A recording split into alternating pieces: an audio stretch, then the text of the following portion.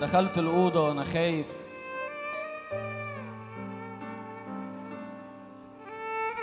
وقاعد بشرب القهوة وقلقي في قلبي من بكرة، وسامع صوت غريب جدا وخطوة رجل في الصالة وإيد واحد على الأكرة. طفيت النور عشان مؤذي ونايم على السرير قلقان وقافل عين وعين لأ. ما يمكن عادي بتخيل، لأني وحيد وبرضه كمان محدش غيري في الشقة. ماليش صاحب يقول ننزل فأقول له أنا ممكن أتأخر فهو ساعتها يعذرني. وفي أوقات بكون تعبان وخد لي أسبوعين مثلا محدش يجي ويزورني. بخاف من الناس عشان وحشين، وقلبي بدون مبالغة حزين وطول الوقت بتألم.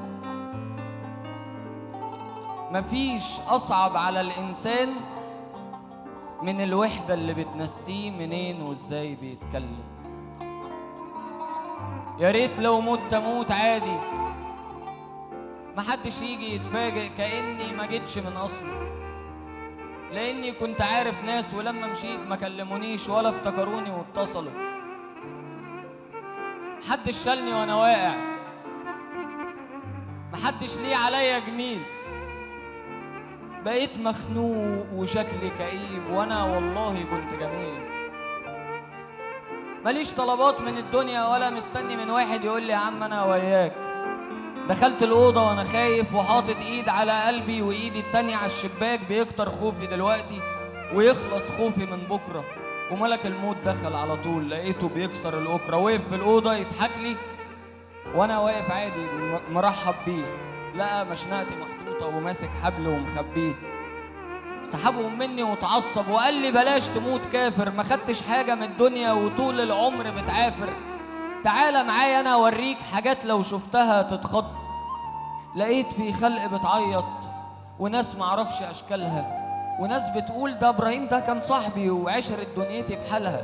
وشايف صوري موجودة وناس كاتبين عليها كلام. وفجأة الخلق حبتني وقالوا يا حسرة ده صغير. نفوس في الموت بتتحول، قلوب الناس بتتغير. رجعت وقلت له لا معاك أنا جاهز عشان نمشي، لكني قبل ما امشي هقول رسالة يشوفها كل الناس وهاجي معاك وانا مبسوط. يا ريت لو حد بتحبوه يشوف الحب في الدنيا، عشان ملهوش لزوم خالص تحبوا حد لما يموت. مشيت من الأوضة مش خايف لا من الأيام ولا قلبي ولا دلوقتي ولا بكرة. مفيش خطوات تخوفني، محدش ماسك الأكرة. ما نمتش حتى وانا قلقان وقافل عين وعين لأ. مشيت وانا قلبي مطمن وسايب ورقة بره الباب ما كانش فيه هنا أحباب.